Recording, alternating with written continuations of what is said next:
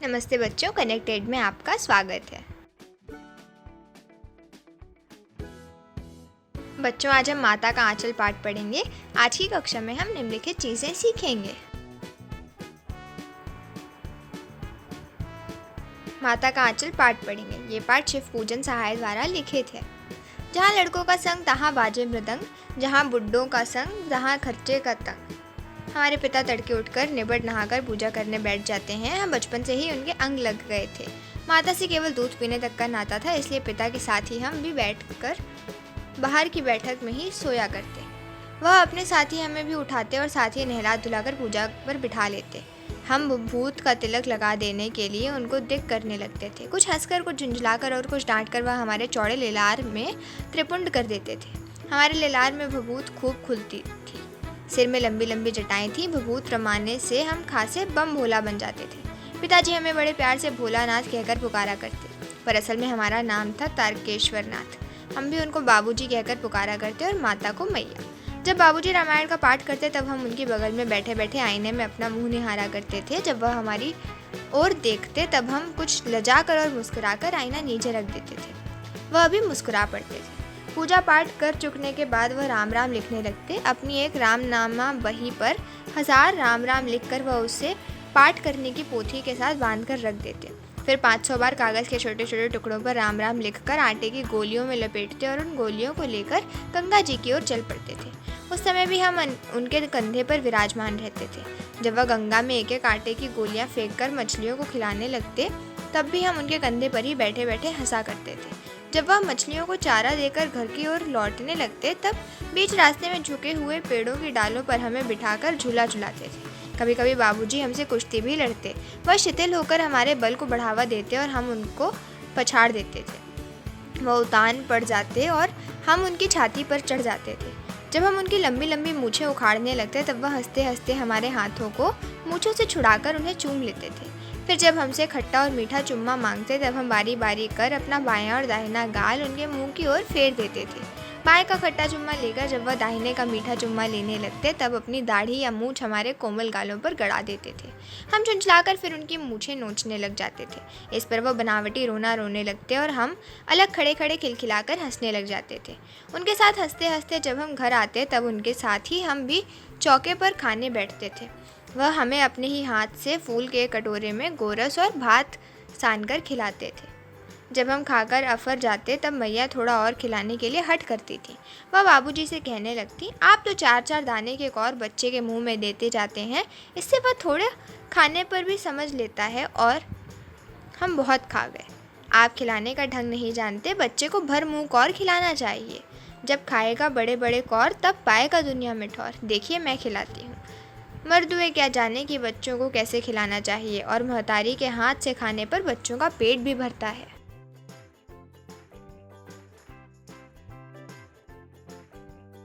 ये कह वह थाली में दही भात शांति और अलग अलग तोता, मैना, कबूतर, हंस, मोर आदि के बनावटी नाम से कौर बनाकर ये कहते हुए खिलाती जाती कि जल्दी खा लो नहीं तो उड़ जाएंगे। पर हम उन्हें इतनी जल्दी उड़ा जाते थे कि उड़ने का मौका ही नहीं मिलता था। जब हम सब बनावटी चिड़ियों को चट कर जाते थे तब बाबूजी कहने लगते, अच्छा अब तुम राजा हो, जाओ खेलो। बस हम उठकर उछलने कूदने लगते थे। फिर रस्सी में बंधा हुआ काठ का घोड़ा लेकर नंग धड़ंग बाहर गली में निकल जाते थे। जब कभी मैया हमें अचानक पकड़ पाती तब हमारे लाख छटपटाने पर भी एक चुल्लू कड़वा तेल हमारे सिर पर डाल ही देती थी। हम रोने लगते और बाबूजी उस पर बिगड़ खड़े होते, पर वह हमारे सिर में तेल बोत कर हमें उबट कर ही छोड़ती थी। फिर हमारी नाभि और लिलार में काजल की बिंदी लगाकर चोटी गूंथती और उसमें फूलदार लड्डू बांधकर रंगीन कुर्ता टोपी पहना देती थी। हम खासे कन्हैया बनकर बाबूजी की गोद में सिसकते सिसकते बाहर आते थे। बाहर आते ही हमारी बाट जोहने वाला बालकों का एक झुंड मिल जाता था। हम उन खेल के साथियों को देखते ही सिसकना भूलकर बाबूजी की गोद से उतर पड़ते और अपने हम जोलियों के दल में मिलकर तमाशे करने लग जाते थे। तमाशे भी ऐसे वैसे नहीं, तरह तरह के नाटक। चबूतरे का एक कोना ही नाटक घर बनता था। बाबूजी जिस छोटी चौकी पर बैठकर नहाते थे वही रंगमंच बनती। उसी पर सरकंडे के खंभों पर कागज़ का चंदोवा तानकर मिठाइयों की दुकान लगाई जाती। उसमें चिल्लम के खोंचे पर कपड़े के थालों में ढेले के लड्डू, पत्तों की पूरी, कचौरियाँ, गीली मिट्टी की जलेबियाँ, फूटे घड़े के टुकड़ों के बताशे आदि मिठाइयाँ सजाई जाती। ठीकरों के बटखरे और जस्ते के छोटे छोटे टुकड़ों के पैसे बनते। हम ही लोग खरीदार और हम ही लोग दुकानदार। बाबूजी भी 2-4 गोरखपुरी पैसे खरीद लेते थे। थोड़ी देर में मिठाई की दुकान बढ़ाकर हम लोग घरौंदा बनाते थे। धूल की मोड़ दीवार बनती और तिनकों का छप्पर, दातून के खंभे, दिया सिलाई की पेटियों के किवाड़, घड़े के मूढ़े की चूल्हा चक्की, दिए की कढ़ाई और बाबूजी की पूजा वाली आचमनी कलछी बनती थी। पानी के घी, धूल के पिसान और बालू की चीनी से हम लोग जोनार तैयार करते थे। हम ही लोग जोनार करते और हम ही लोग की जोनार बैठती थी। जब पंगत बैठ जाती थी तब बाबूजी भी धीरे से आकर पांथवे के अंत में ज़मीन के लिए जीमने के लिए बैठ जाते थे। उनको बैठते देखते ही हम लोग हंसकर और घरौंदा बिगाड़ कर भाग चलते थे। वह भी हंसते हंसते लोटपोट हो जाते और कहने लगते, फिर कब भोज होगा भोलानाथ। कभी कभी हम लोग बारात का भी जुलूस निकालते थे। कनस्तर का तंबूरा बजता, अमोले को घिसकर शहनाई बजाई जाती, टूटी चूहेदानी की पालकी बनती। हम समधी बनकर बकरे पर चढ़ लेते और चबूतरे के कोने से चलकर बारात दूसरे कोने में जाकर दरवाजे लगती थी। वहाँ काठ की पटरियों से घिरे, गोबर से लिपे, आम और केले की टहनियों से सजाए हुए छोटे आंगन में कुल्हिए का कलसा रखा जाता था। वहीं पहुंचकर बारात फिर लौट आती थी। लौटने के समय खटोली पर लाल ओहार डालकर उसमें दुल्हन को चढ़ा लिया जाता था। लौट आने पर बाबूजी ज्यों ही ओहार उघार कर दुल्हन का मुख निहारने लगते, त्यों ही हम लोग हंसकर भाग जाते। थोड़ी देर बाद फिर लड़कों की मंडली जुट जाती थी। इकट्ठा होते ही राय जमती कि खेती की जाए। बस चबूतरे के छोर पर घिरनी गड़ जाती और उसके नीचे की गली कुआं बन जाती थी। पूंछ की बटी हुई पतली रस्सी में एक चुक्कड़ बांध गराड़ी पर चढ़ाकर लटका दिया जाता और 2 लड़के बैल बनकर मोट खींचने लग जाते। चबूतरा खेत बनता, कंकड़ बीज और ठेगा हल जुआ था। बड़ी मेहनत से खेत जोते, बोए और पटाए जाते। फसल तैयार होते देर न लगती और हम हाथों हाथ फसल काट लेते थे। काटते समय गाते थे, ऊंच नीच में कई बई कियारी, जो उपजी सो भई हमारी। फसल को एक जगह रखकर उसे पैरों से रौंद डालते थे। कसौरे का सूप बनाकर और साथे और मिट्टी के दिए के तराजों पर तौल कर राशि तैयार कर देते थे। इसी बीच बाबूजी आकर पूछ बैठते थे, इस साल की खेती कैसी रही भोलानाथ। बस फिर क्या, हम लोग ज्यों का त्यों खेत खलिहान छोड़कर हंसते हुए भाग जाते थे। कैसी मौज की खेती थी। ऐसे ऐसे नाटक हम लोग बराबर खेला करते थे। बटोही भी कुछ देर ठिठक कर हम लोगों के तमाशे देख लेते थे। जब कभी हम लोग ददरी के मेले में जाने वाले आदमियों का झुंड देख पाते तब कूद कूद कर चिल्लाने लगते थे।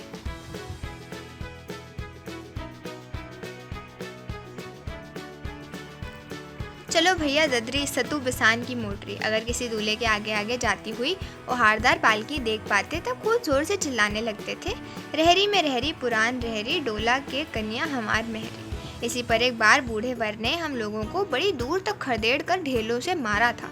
उस खसूट खबीस की सूरत आज तक हमें याद है। ना जाने किस ससुर ने वैसा जमाई ढूंढ निकाला था। वैसा घोड़ मुहा आदमी हमने कभी नहीं देखा। आम की फसल में कभी कभी खूब आंधी आती थी। आंधी के कुछ दूर निकल जाने पर हम लोग बाग की ओर दौड़ पड़ते थे। वहाँ चुन चुन कर घुले घुले गोपी आम चापते थे। एक दिन की बात है, आंधी आई और पट पड़ गई। आकाश काले बादलों से ढक गया। मेघ गरजने लगे, बिजली कौंधने और ठंडी हवा सनसनाने लगी। पेड़ झूमने और ज़मीन चूमने लगे। हम लोग चिल्ला उठे और 1 पैसा की लाई बाजार में छितराई। बरखा उधरे बिलाई, लेकिन बरखा ना रुकी और भी मूसलाधार पानी होने लगा। हम लोग पेड़ों की जड़ से धड़ से सट गए, जैसे कुत्ते के कान में अठाई चिपक जाती है। मगर बरखा जमी नहीं, थम गई। बरखा बंद होते ही बाग में बहुत से बिच्छू नजर आए। हम लोग डरकर भाग चले। हम लोगों में बैजू बड़ा ढीठ था। संयोग की बात, बीच में मूसन तिवारी मिल गए। बेचारे बूढ़े आदमी को सूझता कम था। बैजू उनको चिढ़ाकर बोला, बुढ़वा बेईमान मांगे करेले का चोखा। हम लोगों ने भी बैजू के सुर में सुर मिलाकर यही चिल्लाना शुरू किया। मूसन तिवारी ने बेतहाशा खदेड़ा। हम लोग तो बस अपने अपने घर की ओर आंधी हो चले। जब हम लोग ना मिल सके तब तिवारी जी सीधे पाठशाला में चले गए। वहाँ से हमको और बैजू को पकड़ लाने के लिए 4 लड़के गिरफ्तारी वारंट लेकर छूटे। इधर ज्यों ही हम लोग घर पहुँचे त्यों ही गुरुजी के सिपाही हम लोगों पर टूट पड़े। बैजू तो 9-11 हो गया, हम पकड़े गए। फिर तो गुरुजी ने हमारी खूब खबर ली। बाबूजी ने यह हाल सुना, वह दौड़े हुए पाठशाला में आए। गोद में उठाकर हमें पुचकारने और फुसलाने लगे, पर हम दुलारने से चुप होने वाले लड़के नहीं थे। रोते रोते उनका कंधा आंसुओं से तर कर दिया। वह गुरुजी की चिरौरी करके हमें घर ले आए।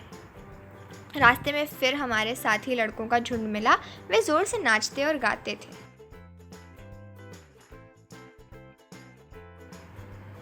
माई पकाई गरर गरर पुआ, हम खाए पुआ ना खेलब जुआ। फिर क्या था, हमारा रोना धोना भूल गया। हम हट करके बाबूजी की गोद से उतर पड़े और लड़कों की मंडली में मिलकर लगे वही तान सुरलापने। तब तक सब लड़के सामने वाले मकई के खेत में दौड़ पड़े। उसमें चिड़िया का झुंड चल रहा था। वे दौड़ दौड़ कर उन्हें पकड़ने लगे, पर एक भी हाथ न आई। हम खेत से अलग ही खड़े होकर गा रहे थे, राम जी की चिरई राम जी का खेत, खा लो चिरई भर भर पेट। हमसे कुछ दूर बाबूजी और हमारे गांव के कई आदमी खड़े होकर तमाशा देख रहे थे और यही कहकर हंसते थे कि चिड़िया की जान जाए लड़कों का खिलौना। सचमुच लड़के और बंदर पराई पीर नहीं समझते। एक टीले पर जाकर हम लोग चूहों के बिल से पानी उलीचने लगे। नीचे से ऊपर पानी फेंकना था। हम सब थक गए। तब तक गणेश जी के चूहे की रक्षा के लिए शिव जी का सांप निकल आया। रोते चिल्लाते हम लोग बेतहाशा भाग चले। कोई आधा गिरा, कोई अंटा चिट, किसी का सिर फूटा, किसी के दांत टूटे। सभी गिरते पड़ते भागे। हमारी सारी देह लहूलुहान हो गई। पैरों के तलवे कांटों से छलनी हो गए। हम एक सुर से दौड़े हुए आए और घर में घुस गए। उस समय बाबूजी बैठक के उसारे में बैठकर हुक्का गुड़गुड़ा रहे थे। उन्होंने हमें बहुत पुकारा, पर उनकी अनसुनी करके हम दौड़ते हुए मैया के पास ही चले गए। जाकर उसी की गोद में शरण ली। मैया चावल अमनिया कर रही थी। हम उसी के आंचल में छिप गए। हमें डर से कांपते देखकर वह जोर से रो पड़ी और सब काम छोड़ बैठी। अधीर होकर हमारे भय का कारण पूछने लगी। कभी हमें अंग भरकर दबाती और कभी हमारे अंगों को अपने आंचल से पोंछकर हमें चूम लेती। बड़े संकट में पड़ गई। झटपट हल्दी पीसकर हमारे घावों पर थोपती। घर में कोहराम मच गया। हम केवल धीमे सुर से सा कहते हुए मैया के आंचल में लुके चले जाते थे। सारा शरीर थरथर काँप रहा था। रोंगटे खड़े हो गए थे। हम आंखें खोलना चाहते थे, पर वे खुलती न थी। हमारे कांपते हुए होठों को मैया बार बार निहार कर रोती और बड़े लाड से हमें गले लगा लेती थी। इसी समय बाबूजी दौड़ आए। आकर झट हमें मैया की गोद से अपनी गोद में लेने लगे, पर हमने मैया के आंचल की प्रेम और शांति के चंदोवे की छाया ना छोड़ी। अब हम इस पाठ में आए कुछ नए शब्द सीखेंगे।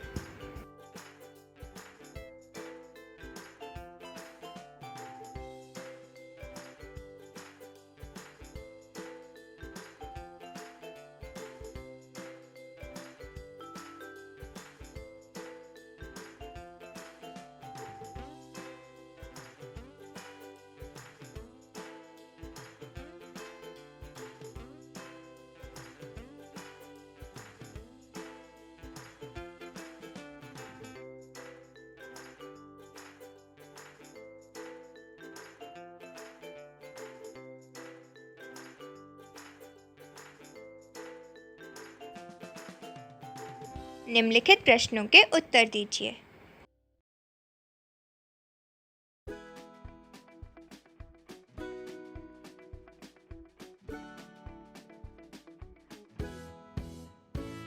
ये हैं जवाब।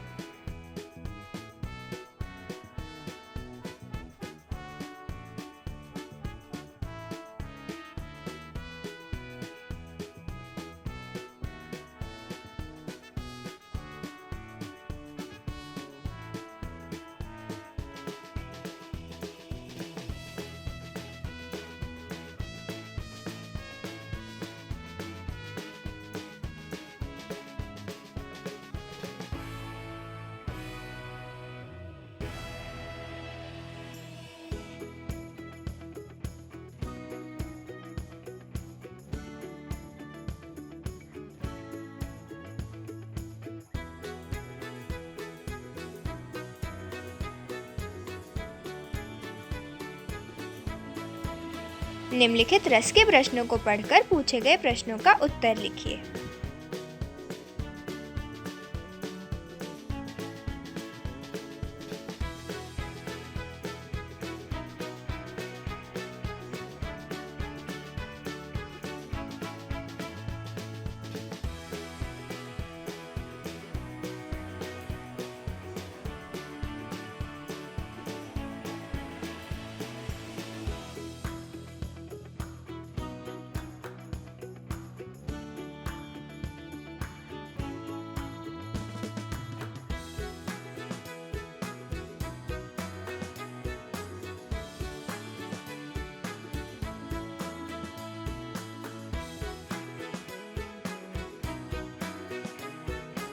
बच्चों, जवाब कुछ इस प्रकार हैं।